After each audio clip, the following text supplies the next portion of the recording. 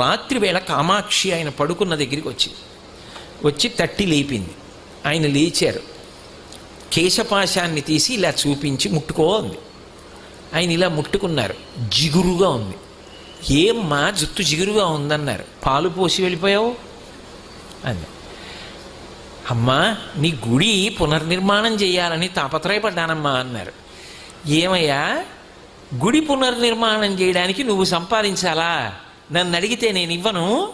దానికోసం నా జుట్టు ఇలా వదిలి వెళ్ళిపోయావా? చూడు పాలకంపు ఎంత సువాసనలు రావలసిన జుట్టునది. వెనక్కి వచ్చి అభిషేకం చెయ్యండి. రాత్రికి రాత్రి ఆయన బ్రిటిష్ ప్రభుత్వం వారిని అడిగారు తలుపులు తీయమని. తీశారు. వాళ్ళు గౌరవం కొద్ది, వాళ్ళకి ఆ గౌరవం ఉండేది. తలుపులు తీస్తే వారు గబగబా వచ్చి కంచిలో అమ్మవారికి మళ్ళీ